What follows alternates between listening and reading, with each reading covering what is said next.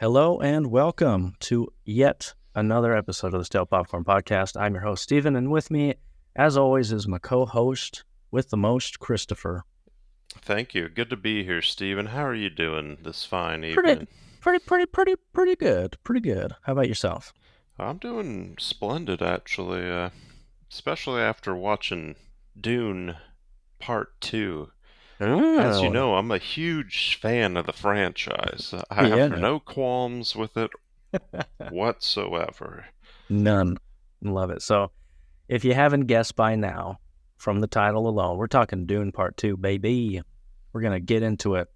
So I thought what we could do is just give a quick little synopsis or a quick little recommendation if we like the movie or not. And then we're just going to just dive right in right after, go over the plot and spoilers because we want to just dig into this movie. So how's that sound, Christopher? That sounds great. Spoiler free here, but it starts basically right up after Part 1, if you've seen that, where Oh, yeah, it's a puzzle piece. You could just line them You right up. just it aligns like Pangea. This does, and you got your main man Paul. He's with them Sand folks, the Fremen as they call them, and it's just kind of showing him with them. They're kind of running amok. You know, uh, Billy the Kid, kind of doing some old heists, if you will, causing trouble, being a real nuisance, being a rat, if you will. But and it's just kind of going over that. There's some more stuff, but it's a little bit more spoily. But I will say, if you recall last podcast at the end, I told you I'd tell you this week if you should watch part two slash part one. I think you should. I quite enjoyed part two, and it makes part one better because some of the qualms I had were just like not understanding good portions of it, and this part two actually does a pretty good job of answering some of these questions. Like, oh, why are their eyes blue? Oh, here we go. Let's just show this. Oh, why is this? Let's learn more about the worms. Let's learn more about backstory, and it does a really good job at doing that. And it's not Sure, like yeah. in your face, like, this is the real answer. This is why we do it, you idiot. It's just like natural, like, oh, okay. That makes sense here. So, when you watch them both, back to back, it seems like an actual movie. Because one of my main gripes with the first one is it just like ends on a cliffhanger. Seems like, episode, two of a show, and then just not like a season Satisfying. ending one Yeah. with a kind of a wrap. It just like ends not nice, clean ending. Whereas this one, it does leave you with a bit of a cliffhanger, but it wraps up like a Lord of the Rings movie does, where it's like, all right, obviously there's still more story to be told, but it Good. leaves you satisfied at the end. Yeah, I was full by the end of this. I felt full and like I was at a buffet and got my money's worth. Speaking of which, the economy in these times, they're hard, let me tell you. But hmm would you recommend going to the theater to the folks out there to see this movie? I would say it's more bang for your buck because obviously it's got the great visuals. You gotta you gotta hear Hans in the theater. I'd say go for it, but if you can't catch it in the theater, it's still plot wise good enough to keep you enthralled sitting at your Sure. living room. Yeah, definitely. So I guess short answer, without spoiling anything, I would say go see it. It's a great film. I had a heck of a time seeing it. It was good stuff. Um, and I agree with Chris saying that it's a great part two. It's a great sequel, great follow up, and yeah, highly recommended. I'd say. Yeah, it's got a lot more action and more Uh, excitement. There's more payoff versus the first one is more of it's kind of just like foreplay, but there's no nice no good endings, if you will, no happy endings. But this one you get plenty of happy endings, and sure, sure. it keeps you entered. Like it's easier to stay focused, not as boring, not a lot of dry parts in between here. There's some sort of action every 20 minutes or so. Yeah. There's some sort of thing that's going to keep you entertained. So, Chris, that's really good to hear. I'm happy for you. yeah, I've Happy you had a good changed. time. That's good. You needed to change, not. I did need to change. I'm a man. I'm flawed. Well, with that being said, let's just get into it. Spoilers from here on out. Yep, Um, spoiler alert. Spoiler alert. so Chris glanced over the plot just a little bit, but so yeah, it starts right off from the first one, and we get to see Paul and Lady Jessica really integrating with the Fremen, which was my favorite part of the movie. We get to see more of their world and their cultures and their customs and everything, and so we're doing that for a good long while, and then if you recall from the first movie, you still got the Harkonnen presence on Arrakis. They're still trying to mine the spice. They're still trying to control the planet, but bloody the Fremen, they really pull a Vietnam guerrilla warfare, if you know what I mean. They're Mm-hmm. they're outgunned and outmanned, but they do some really cool, unique tactics to take care of the Harkonnens and hit them where it hurts. If you know what I mean.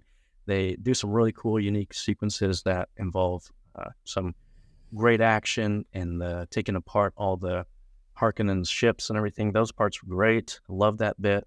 Um, so once that's done, they're doing all that. The Fremen have this belief that Paul might be sorry, a break here. I'm going to mispronounce everything from this movie. Paul, is this um, actual break or is this? no, I'm just saying all the languages that they use, the Lib Saib or the Muad'Dib, all that stuff. I'm going to have trouble with. Just forewarning you Oh yeah, with me all too. their. Well, just yeah. But so the Lady Jessica, Paul's mom, is trying to convince the rest of the Fremen that Paul is indeed the Messiah and the Lib Saib. I pronounced that wrong, but don't care. And so while they're doing that, uh, the Emperor is, making plans, playing 4D chess with the Bene Gesserit to try to wipe them out. They're hearing of this Muad'Dib on Arrakis, who is just making just a headache for everyone, destroying all their spice runs and everything, but they don't know who it is. And then come to find out that it's Paul who's the leader of all this ruckus and everything, and all kinds of shenanigans ensue. But it's a very kind of rough go of the plot there. What positives would you say were there, Chris? Well, I'd say my favorite scene. There's a lot of good scenes. I really like they have a gladiator, um, kind of where you got a Harkonnen nephew, I guess. I don't remember What's his his name? name. Austin Butler. I Austin think his Butler. Is name's that who it is? I thought it was yeah. Pennywise the whole time. I was like, oh, like father, like son. Really, it's not. I thought it was a Skarsgård. He looked creepy. He The had that Skarsgård joint. Yeah, creepy look to him. But yeah. yeah, Butler apparently he's the nephew Mm-hmm. who basically replaces Dave Bautista. Mm-hmm. But the way you're introduced to him is like this guy. I think within 30 seconds he slits a couple people's throats for looking at him weird or saying something he didn't like. Sure. At that point, I knew he was a bad guy, so it's Yeah, helpful for me. It's just the I layman, the knew lunch pail Joe. I was like, hey, this guy means this guy business. is—he's up to no good. He is a serious, and Yeah. they have a gladiator pit, like a fight thing where he's fighting these two jacked guys, but they're drugged up, so it's kind of rigged. But then there's this. Were we supposed to know who that guy was?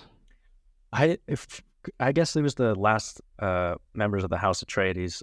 I thought it was Dr. Yue That's for a what I second, thought too. I but was then I like, was like, oh wait, he died. But yeah, I don't know. was it supposed to be him? No, it's just some rando. I think they claim that those three were the last of the House Atreides, so Oh, maybe it's like their subjects or something. I don't know. But yeah. I'll have to. I was gonna look it up, but I forgot.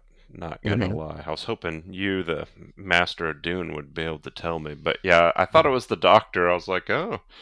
Anyways, that guy wasn't drugged, and it was kind of a test for the nephew here because he was fighting the drug people and he had his force field on, but to Cheating a kind of little bugger. show Uncle Skarsgård, if you will, hey, I mean business. He turns off his shield and he fights him, fair and square, and kills the guy, and the crowd's chanting, and that's kind of like him passing the test to be the new, basically Leader, head yeah. man of, Take over basically take Arrakis. Batista's job, Sure. whatever Batista's name was.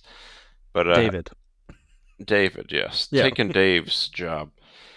But yeah, I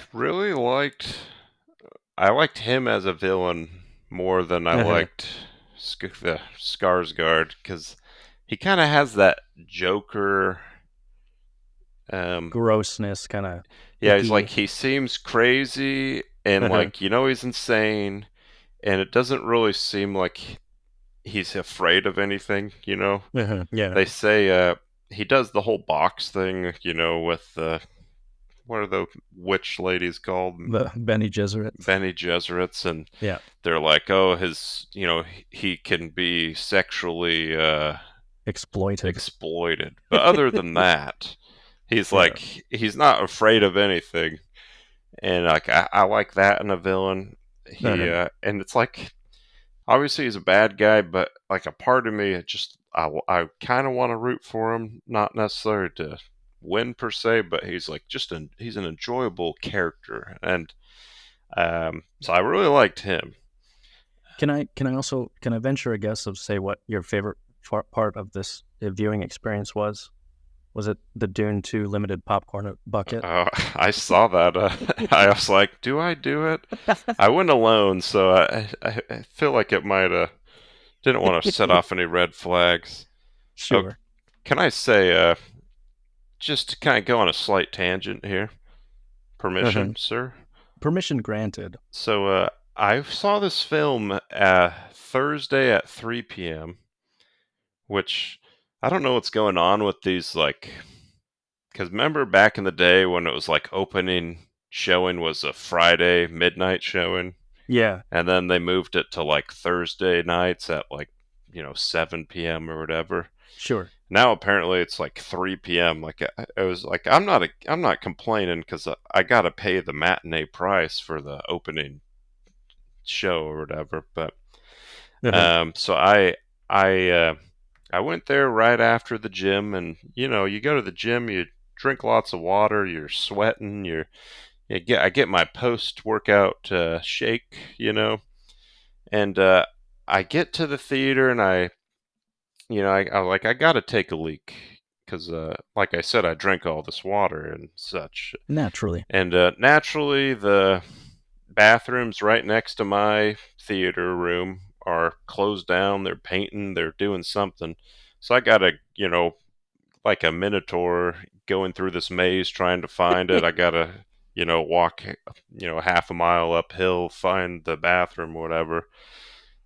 Take my leak. I get there just at 3, and I sit down, and they just start the trailers, and it opens up with none other than Madam Web, and it's like it's one of those like featurettes or whatever, where it's like a part trailer, and then you hear the actors and actresses talking in the background, and they're like, Yeah. oh, and Were you in the they're wrong theater?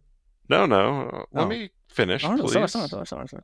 And it's a trailer thing, and Okay. it starts off with who is it? Dakota Johnson, is that her name? Madam Yeah. herself. Oh, Uh-huh. and she's like, this isn't a normal Marvel film. This is unique, And then it's like one of the Spider Girls, like, yeah, it's a mystery. It's a psychological mind bender. This, it's just breath of fresh air. It's not like the other Marvel movies. And I'm 90% convinced none of them have seen this movie. And it ends off like I think it ends the little trailer with the scene from the movie where they're like, you're showing off, and then Madam Web's like, maybe just a little. I'm like, all right, whatever. And then it goes to a Deadpool trailer, the new Deadpool. All right, I've seen it. That's fun. And then it cuts to a Kung Fu Panda trailer for the Yeah. new Kung Fu Panda. I'm like, all right, this is kind of a variety of trailers, you know? And then it cuts to some spy movie with Henry Cavill, World War II Uh, something.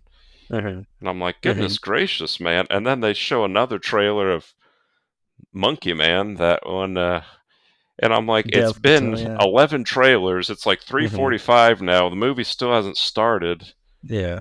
Is that, I don't know, is that how it is in your theater? But I feel like it's getting It ridiculous how many trailers there are. No, I'll agree with you there. My wife leaned over, and she was like, "Is the movie like gonna start soon?" Because I looked at my phone, had no guilt on looking at my phone because I was like, "This is ridiculous." We were there for I think 35 minutes of trailers, Yeah, and it's I was like, like, "Surely you jest," because like, freak, like, yeah. gosh, yeah, Which normally I like the trailers, but Mhm. I'd seen them all pretty much, and I'm like, all right. Oh, After, I think you should give a five. I think five's a good. No, yeah, after five, you're getting too much. Anyway, so yeah, that was just how it began, and then it's like a 2.5 hour movie, so it was yeah, definitely got my money's worth technically. But sure. back to the film, I guess, where Back to you the all, film. listening to this. Um, I'd I'll say, say you oh go no, go ahead, ahead. You buddy. do. I'll just real quick. I'll just say like I don't know if it's because Madam Web was on my mind, but and I barely call that a movie, but this one was such a uh, new like a breath of fresh air. It's just such a good movie. Uh, there's been no good movies out lately in the theaters, and this one was just simply just amazing. Stunning. Going back to the Stunning. visuals a little bit. Um, the opening scene on Arrakis, where the Harkonnens are kind of just trying to weed out all the Fremen and kill them all. That was brilliant. I love the look of every single thing. The color palette was amazing. Um, Denis Villeneuve, my boy, my man, the most who can just do anything with everything. That doesn't make sense, but I don't care. He he does a knack, just a real talent to accentuate, make a boring desert look amazing, and every shot's beautiful, looks incredible. I love bloody all the designs in this movie are fantastic. Um, I think my favorite designs were Lady Jessica's wardrobe as she became the Reverend Mother. I love that kind of stuff. Um, Going back to the Getty Prime, the Austin Butler's planet, I loved that sequence so much. It was really unique because when in the trailers you see the black and white version, and anyone who's a little familiar with films with black and white is usually a flashback or you Hmm. know, but this one they did a unique kind of approach to it where it's not a flashback, but the planet is going through a special eclipse at the time, and so it turns everything out into the sun stark white. So it beautifully shows the people coming into the stadium. They're all color, everything's colored, and then it goes into the white and black color scheme. Brilliant. I love that. Weird things like that. Um, they had unique, ink blot fireworks. It's great. Bloody. I can't say enough good things about how awesome this movie looks. And going back to, um, I think the CGI was really good. Corridor Crew, my boys at Corridor Crew taught me that perfect CG is invisible CGI. So everything just looks amazing. I could go on and on, but that looks wise, fantastic. Loved it. What do you think? Yeah, I agree. I guess I missed. I didn't catch that it was an eclipse. That Yeah, was why it was I black think and that's what white. it was. Yeah, they were But going through that makes like sense. yeah. Yeah, I thought it Um, was at first like a flashback, and it was Austin Butler was a young Batista, and I'm like, uh, but then uh, obviously I learned when they were both in the same room. I was like, hang on a second, that's not him. yeah. But yeah, I visually stunning. Um, there's a lot of cool scenes, and like one that comes to mind is when Paul, spoiler, they well, I guess we're in spoiler, but he learns to ride the worms like the Uh, Fremen do, and uh-huh. just that Brilliant scene sequence. Oh yeah. is like it really immerses you in it because um, it starts off he calls the worm or whatever, he jumps on it, and there's like he hops down, and it's like you can't really see anything Uh-huh. because there's so much sand, and you kind of see it through Paul's perspective a bit, and then it shows Uh-huh. like him barely hanging on, and I thought that was really cool, and obviously you Uh-huh. got the cool sounds to it, and then also something else that I like is when they do, like at the end, he has the big fight scene with Elvis. Elvis here, Butler guy, and it's just like silent. It just because Uh-huh. normally there's some sort of background noise, and it just gets silent, and it's just like this intense, like kind of like John Wick, when he gets into Yeah. his fights, and it's just like silent, and all you're doing is focusing on this like intense fighting. Uh-huh. Um, I just thought that was like a good use of like not using any audio. Yeah. Or, It had restraint in places where even though the soundtrack is beautiful and it enhances the movie tenfold, it knew when to stop and take a break and like let the world breathe a little bit. And that was a perfect hmm example of that. So things like that where like if we're talking like the worm sequence, if it were a Marvel movie, see him like do a backflip gainer onto the sandworm and then like superhero landing onto it and like do this little like it's better than that because it's like more focused on what it'd actually be like if someone were to ride a 1,000-foot worm, and it puts you in that perspective really well. hmm Um, I have in my notes here my boy Timothée Chalamet. He hmm did great. I thought he did a really good job. In the first one, he's kind of uh, more reserved, timid, and more pensive character. But in this one, his character arc is really well thought out and really well kind of pulled off. I didn't know if he had the acting chops to, you know, be a leader and commander, but I think he does. I think he does a really good job, and I really like that he's not like a typical kind of grizzled big man protagonist like your Jason Momoa's, but his strength comes from like his mind and his, you know, more than his physical strength is what I liked about his uh, acting or not acting, I guess his character development and stuff. So my boy Tim, great job. Friend of the Friend of podcast, the podcast, obviously. Timotei. Yeah, um, I will say when the movie starts, because I my one of my gripes for part one was there wasn't like a ton of. It was all setting up, so I was selfishly hoping part two it starts off getting some action, uh, um, but it starts slow, and I'd say like first 15 minutes or 20 minutes, I'm like, oh man, is it gonna be another one of these? Like I thought we established, we got some stuff set up, but then it picks up, thank goodness. uh, Um, and I like the whole worm. Basically, you find out that they ride the worms and they basically use them as like trains to yeah. travel and Mhm. such. But they never show them like get off. Like, how do they? All right, thanks, Bill. See, They like just you'd they feel like just the worm would try and eat them after. Like, I just want to know how do they go about like because they travel. They take Paul's mom down south with all the women and children, yada yada, uh-huh. on these big worms, and then obviously they're not just keeping the worms in the shed out back or whatever. Like, how do they? I just want to know Yeah. how that works. Like, all right, They just eat themselves and pray for the best. they just have one guy just go out and like do a like they're riding a motorboat and just jump off the side and let the worm go free. Yeah. But Um.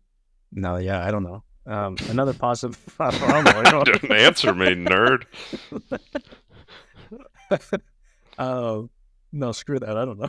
Come on, man. I don't know. Oh, you could Uh, probably tell me this. hmm, Maybe I missed it, but so they're on the sand planet, and I get they get water from like the bodies or whatever, sure. but like, how do they get like their drink? Like, how do they get water to survive for the thousands and millions of people? Do they have like some underground water thing Uh, to drink? Because they show the like special water that they wouldn't even drink Yeah. if they were starving, but Mhm.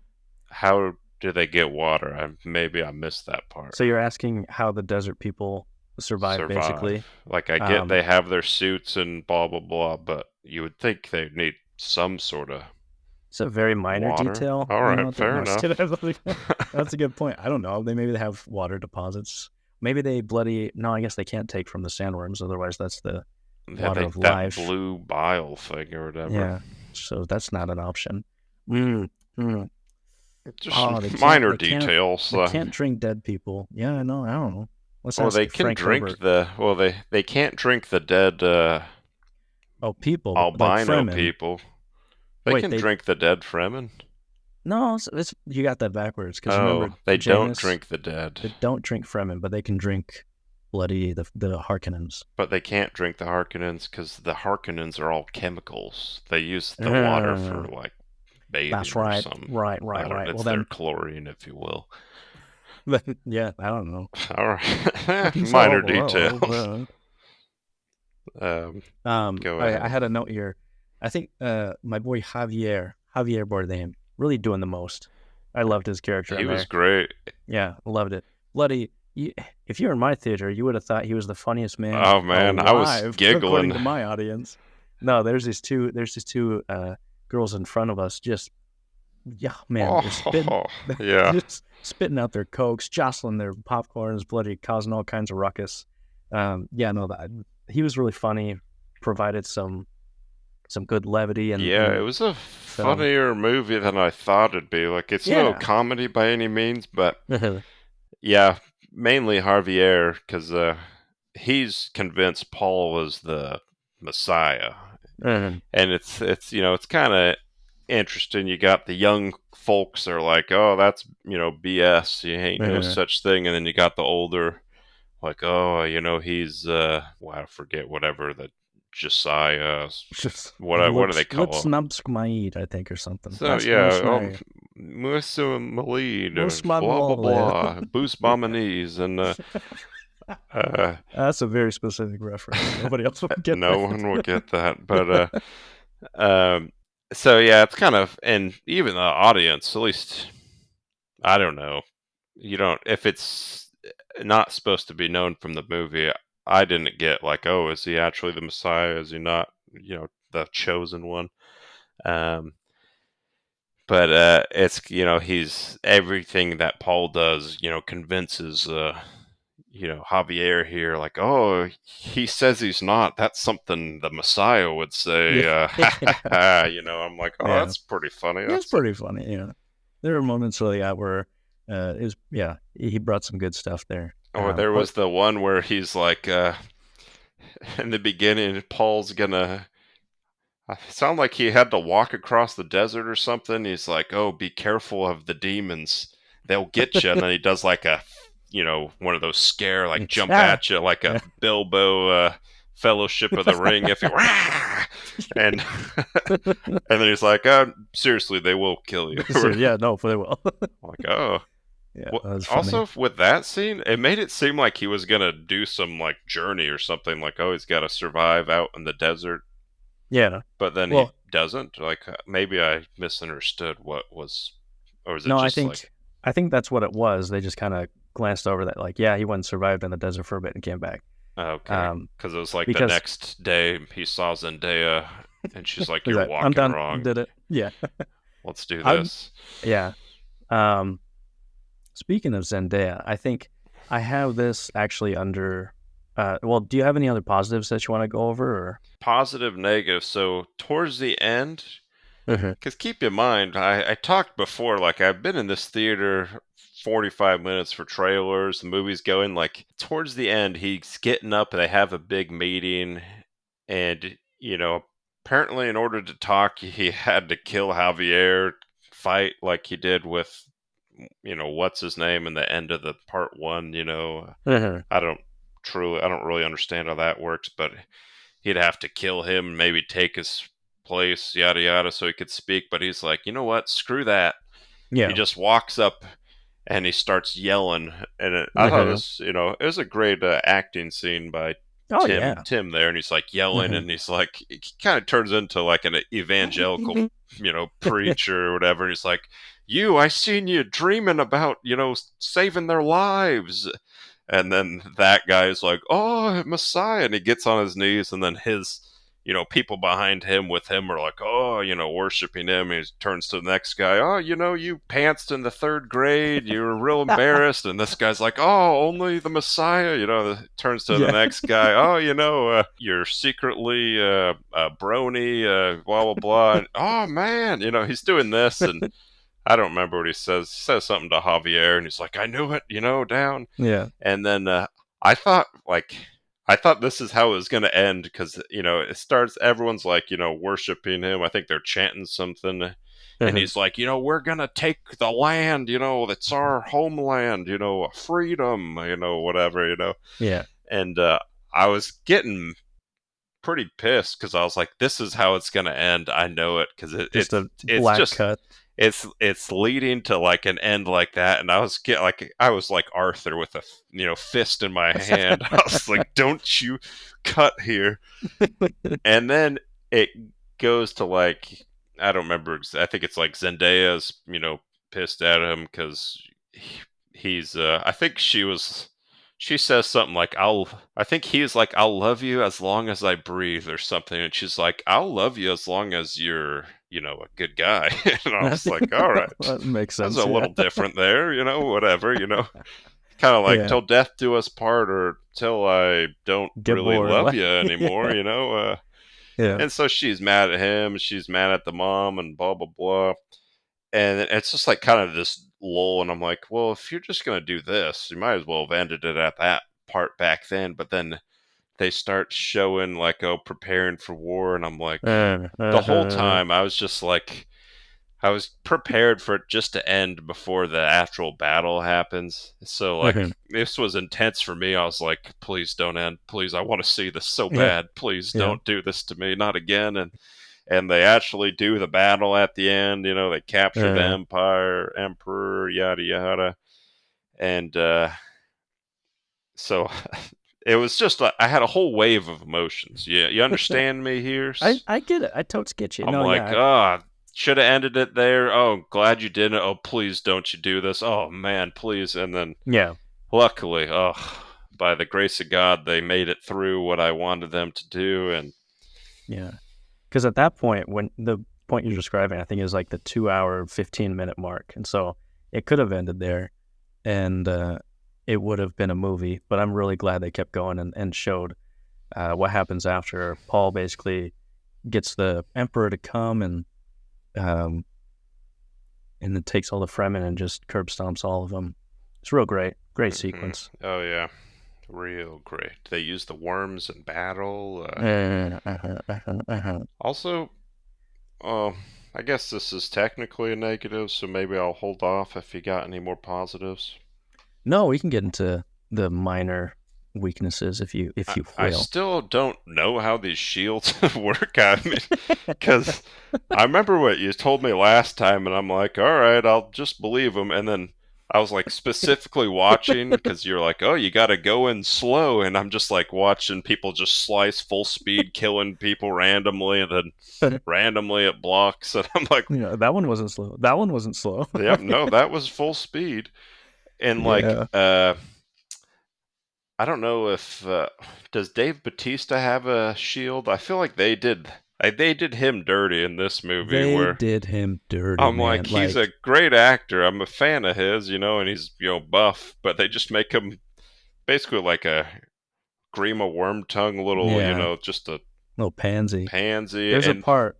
yeah, Sorry, there's a part where that I knew they did him real dirty because he's like about to escape and he looks back and there's a hooded figure coming hmm towards him. And who should that hooded figure be? But Paul, 110 pounds, soaking wet Atreides, and Dave Bautista's shaking in his boots. I was like, wow, come on now. Like, oh, come on, yeah. Dave could break him with a hand. Like, anyway, but yeah, they did him dirty a little bit. But Yeah, it's like his whole character is this like weakling, and they make him kiss his brother's boots, and And then at the end, he has this big fight scene with Josh Brolin, and Mm. Brolin's like, "You," and he's like, "Oh, you survived." And then you're thinking, like, give me like a minute or two, like some sort of fight scene, but it's just like, oh, block, stab in the neck, past your shield or Done. whatever, dead Yep. already. And I'm like, seriously, Like, that oh, was a. dang. I feel bad for Batista here, man. What did he do Yeah. to poor Denny here? I forgot about Josh Brolin. He was pretty good. He was more of a minor character, but it's good to see him in this. He kind of has a nice entrance there. He's playing his little guitar, Yeah, off-brand that was guitar, funny. whatever you call those things. Yeah. But yeah, the shields, like, I still don't You understand and these that. shields, man. I just want to know. Someone answer me in the comments and explain, because Yeah. I like the concept, but like if you're gonna have it make sense.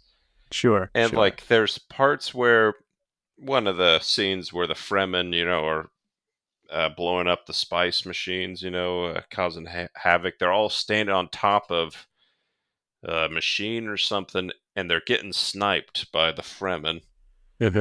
Which, like, why didn't they just put on their shields? Oh. And I'm Because like, they I weren't remember, expecting them. I don't know. but it was like one guy gets shot, and then they're just like, "Oh," We're done for. and then like 30 seconds later, everyone getting shot. I'm like, put on your shield, and then I remember like maybe because I remember them saying something about, remember how the shields draw the sandworms, yada yada, and they were in the desert, to be fair, but they were also on top of a machine that was mining spice that I'm sure probably draws a little more noise than a personal shield. Sure. But I don't know. anyway, see, apparently I'll always have a thing with the shields. That'll keep you up at night for I weeks. know it does. Oh man, well, I guess something that will keep me up at night, if we're talking minor weaknesses. We got a legendary actor, your namesake actually, Christopher Walken, not doing much walking or talking, if you ask me. He's just kind of there, like a geriatric old man. I would have liked to seen him more. He probably has like 8 lines in the movie, so yeah. If you get Christopher, might use as him. well. I'll be honest. He's got to shout at something. Use that voice. I thought that like black guy from the beginning of the first one that like goes to their planet, I thought that was the Emperor, so I was a little shocked when it was Christopher Walken. Oh, all right. Different actor, I guess. Pull a Dumbledore or some recast here. But I'm starting to think it's probably a different character. But yeah, you also get Florence, is that her name? Florence Pugh. Pugh? Yeah, no, Florence Pugh. Yeah. She's kind of had a Chris Pratt come out of nowhere. Seems like she's in every movie now, you know what I mean? Yeah, they're really trying to make her happen. Which I'm not opposed. I'm not opposed. Enjoy her work. Right. Yeah. I could do it. And then you also get another star, Queen's Gambit, aka the Witch, aka Split. Sure. Whatever her name is, Anna Taylor-Joy. Oh, Anya Taylor-Joy. Yeah. Anya. Yes. She was in there for, oh gosh, maybe 10 seconds. She was basically Zendaya for this movie. From the last. They always got to have a new young actress to star in the. Also with so she is. This won't make any sense if you haven't seen the movie. We've kind of just gone back and forth, and so hopefully you've seen the movie. But she's the daughter that's not born yet, that Paul's talking to through his mother's pregnant belly. Again, if you haven't seen the movie, it makes more sense in the movie, but it doesn't really make sense. Like, a part of me was like, is the mom just making this up here? Yeah, like, oh yeah, the baby wants you to get me some of that blue stuff from the worm, She was pulling. I don't know if you've seen that episode of Malcolm in the Middle where Dewey does that when the baby's pregnant or when the mom's pregnant. No, he wrecks up the house and he's like, the baby made me do it. The baby. Yeah, that was like, oh, because she's talking to Paul like, oh, she wants you to stay here. It's just kind of weird, you know. It's Sure. kind of weird. Oh, she wants you to be careful. Blah blah blah. But I will say another question I had. So they have the little thumpers machine things that Yes. call the thumper worms, Yeah. and they're. I mean, it seems a simple enough technology where you just put it in the sand, press some button, and it just starts thumping. You know. But every time they use one, it's gone. Like you can't really recover it because the worm eats it.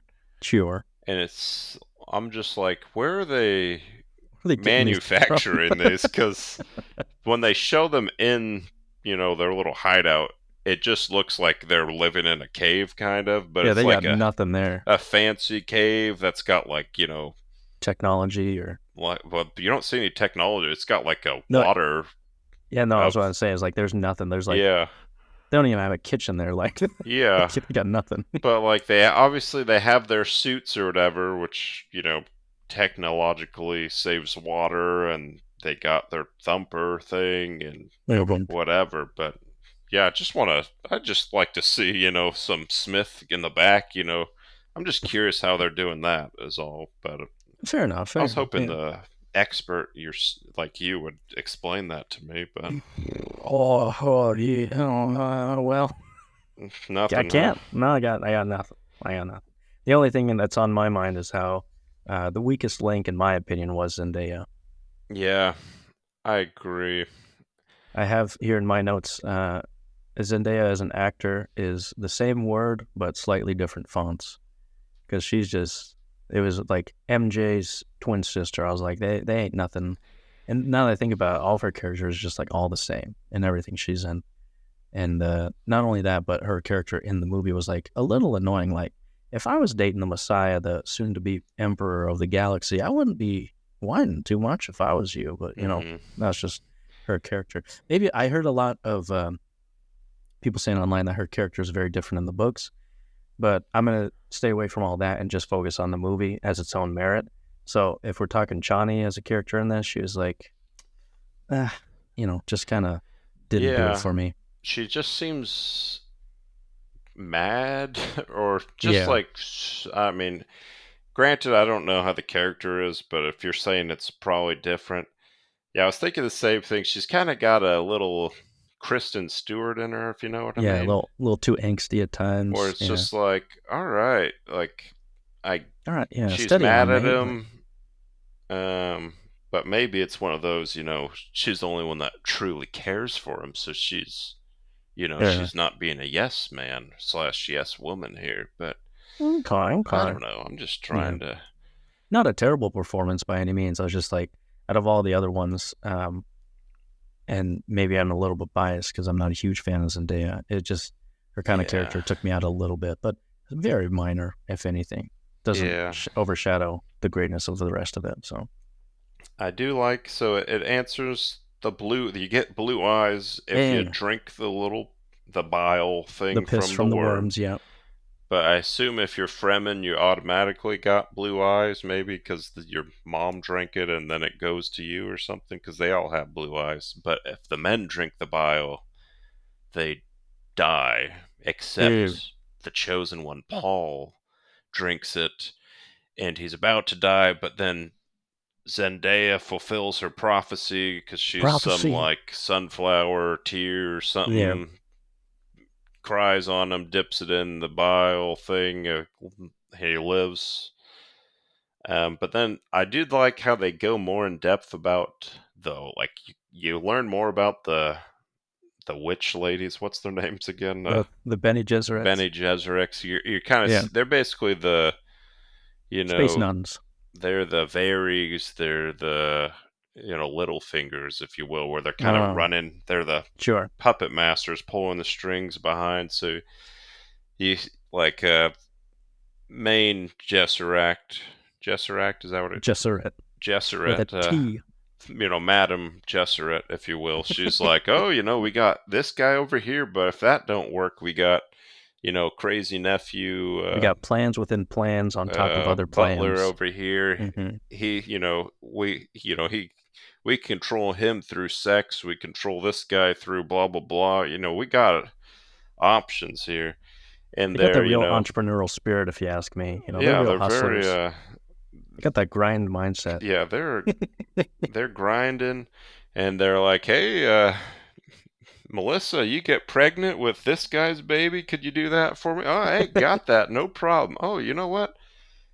And we kind of forgot to mention probably the biggest twist. Another thing that hack George Lucas stole, but the mom is actually Baron Harkonnen's. Baron Harkonnen's daughter. What? Which you're like, wow. So, aka kind of like Star Wars when you find out Rey Yeah. is Palpatine's daughter, Hmm. if you remember that. Sure, yeah. I try Another, not to, but what a yeah. hack. There's more hack stuff. He steals that. He does the whole prophecy thing, with obviously Anakin and Paul, and then even more added on to that. Paul, he sees a vision of like him going south, which ends up causing millions of people to die. So we really don't want to go south, right? Yeah. But then he sees a vision of uh, Chani dying, kind of like Anakin seeing Padme dying, and that makes him kind of go a little crazy, if you will. And he says, "I will do what I must." Does he really say that? Well, Paul? no. Or, no, okay, I get you. I He get you. says, Like, he says, "You underestimate my power. I have the high ground." And next thing you know, he's going down south to save Johnny's life, who, and just like Padme, she's like, "You're breaking my heart."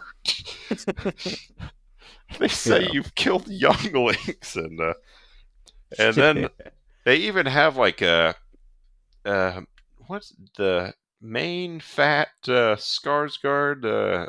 What's his name again? Duke No, Baron Harkonnen. Baron. They literally turn him into Jabba the Hutt, with Yeah. he's all fat and he's watching, oh, Misako Uba Saka, Uba, Boba. Uba, ho, ho.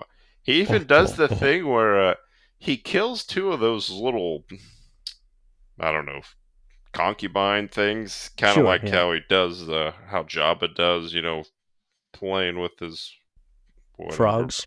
his, yeah. Yeah. No, I get you. I smell that. But, Yeah. so yeah, what a hack that George is. And one more, it's not necessarily a negative on the film per se, because you gotta do it. Like, obviously it wouldn't make sense, but they show these visions that Tim's having, aka Paul. Uh-huh. Oh, vision of seeing Zendaya die, all these people dying. I'm following so and so. They do it. It's quite a prominent in both of Uh-huh. these films, Uh-huh. which I get. I mean, they're basing off a Uh-huh. book. It's kind of important. It seems like he's kind of got Mm. a Madam Web power, if you will, where he Oh, can see the yeah. future. Yeah. He's kind of, Yes. it's kind of a mystery with him. It's a Ah. psychological mind bender you got Oh, with him. yes. It's not your Pray tell, yeah. typical sci-fi. but but Uh, saying all that, I don't like looking at non-reality. Like, if I'm watching a movie, I like you like the reality. present. It You like to see pisses the me present. off, like if you're watching a horror film, they always have that scene where they wake up in the middle of the night. Oh, I hear something. I Uh, go down. Oh, the stove's on, and some ghost pops out of nowhere, and then they wake up in bed. I'm just every time going back to that Arthur. I my his hands curl up clenched into a fist. fist, and I say no. Or like they always have that scene where they're looking at the wall and they pull back some paint or something, and the wall starts bleeding, and I'm like, all right, obviously this isn't real. But then they're gonna do like a 2 minute, 3 minute thing on it just to like, and then they show them waking up or blinking or whatever back to reality, and I'm just like, every time it makes me so Every mad. time. I hate it. And anyways, the visions do they just kind of triggered that in me. Sure, yeah. Again, I see why they did it. Obviously, they probably have to, because the movie wouldn't really make a lot of sense without it. but I Yeah. still don't like it. It just doesn't make me feel right. Yeah. No, I get that. Actually, I don't get that because it seems like you have I quite. hate it. Seems like you have quite the vendetta for It's an something that's they're all very animals. minor. I hate not just Dune, but the women, the children. I just hate the. Oh Yeah, man. it's just a little pet peeve of mine. I like a Sure. nice reality. I just don't like seeing things that aren't to be seen. Yeah. I like Um. in Avengers with Doctor Strange. He sees the realities. Yeah. We don't have to see it. It's just, let's just look Yeah. at him do this weird thing for 5 seconds. All right, don't trouble me with this. You all right? I don't want to see it. Get it out of here. Anyways, Chris, are you familiar with Letterboxd? is that a movie?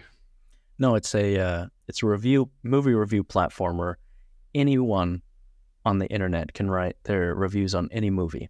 And it's notoriously toxic. And so what I thought I'd do is, looking back at my thoughts on the film, I wanted to see if any kind of opposing thoughts had some merit to it. So I went to Letterboxd and looked up half-star reviews, and I got some reviews to read if you'll indulge me. Does that sound okay? I'll indulge you. This one's from Allie. It says, 0.5 star out of 5. Couldn't have been more disappointed than this 3 hours of boredom. Zendaya could have been deleted from this movie and nothing would happen rather than it being more pleasant. The story from the first one was more involving and bizarre. I was not prepared for this Romeo and Juliet mixed with religious symbols with a mixture of Marvel saving the whole planet story. The biggest joke is that the Emperor, though, he is almost a homeless that has no idea what's happening. His character is very, very bad written and take the illusion of the movie away. Just bad. I will say, I think she's got something with the Emperor there because he doesn't really do anything. And in the beginning, he's like, I liked Atreides, but I Yeah. had to kill him to make me more strong or something. But they don't really Yeah, there should have been say why, a little bit more on his character. Again, you got Christopher Walken, use him. Yeah, it's a great actor. So Yeah. I see that part, but even like we were kind of complaining about Zendaya, but it wouldn't You make can't any delete sense her. without her because his whole motive is he wasn't going to go south and do this whole war because he didn't want all these people to die, but he sees her die, and that's kind of his like, all right, I'll do this finally. If you don't have that, it wouldn't makes like his motive isn't there, so the whole story doesn't really make sense. Yeah, it doesn't make sense. So, Allie, respectfully, you're wrong on most of your things. So. And there's a scene where he's in love with Zendaya, and his mom is like, you still need to marry so and so, for power. Like you can't just think about love here. You got think logically. Yeah. And then you see that at the end, he I guess his offer is I'll marry the Emperor's daughter, Florence, if you will. Which again, none of this would happen without Zendaya's character. So you're wrong Very on true. that part. But you're wrong, Allie. You got something on the Emperor. Yeah, don't get me a little wrong bit there. I got another 0.5 star here from Jesse. What do people see in this? The quality is crap, and why did Denis Villeneuve put a floating watermark that says 1x bet going around on the screen? Also, I didn't know they did intermissions because there was some Indian dude telling me about gambling. Pretty effed up. Oh, the audio also sucked. They didn't edit out the coughing on set. Stupid, you're all sheep. I understand what she's talking about. If you know, you know. Yeah, I'll just leave it at that here. I got another one here. Sorry. I miss when Hollywood was fun. Last week, Deborah presented me with divorce papers. She says she doesn't love me anymore after the whole iPad fiasco, and I was gutted. I broke down in tears and told her if she leaves, I'll do something drastic. She said she didn't care and still asked me to sign the papers, but she didn't say I had to sign my name. I sat there and I crap you not for 10 minutes chuckling to myself to think of a funny fake name to win her back. After 3 minutes, she started sobbing after I started doing my brainstorm dance. I only break out when I really need it. In all capitals here. I will not tell you how to do the brainstorm dance. It's a family secret, and I plan to pass it down to me and Deborah's future son. Yes, if it's a girl, I'm going to say, what's the return policy to the nurses? I couldn't focus over her sobbing enough, so after 10 minutes, all I wrote was tits, written down, not in cursive because I never learned. The guy at Quiznos I always go to for advice told me the divorce can't be finalized if you just sign tits. His name is Brent, and he's 17. He's currently undecided on if he's going to go to college, but he's been doing he's been doing my taxes for the last few months. Whenever I ask whenever I ask him what's taking so long, he tells me he needs to find another. He needs to find a what? When I ask him what's taking so long, he tells me he needs to find another free trial of Microsoft Office.